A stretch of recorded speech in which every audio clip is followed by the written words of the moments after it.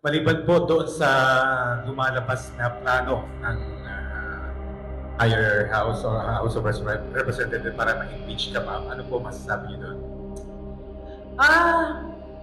Well, they can always try na mag-impeachment. They can always, gumastos at magwaldas ng pera ng gobyerno para i-impeach ang Vice President. Kung yan ba naman ang gusto nila, magwaldas naman ng waldas ng pera at pagtakpan ang kakulangan at pagsisinungaling ng administrasyon.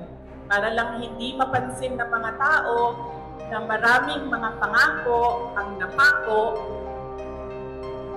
ay babanatan at babanatan nila ako. And then they can try. And then let's see.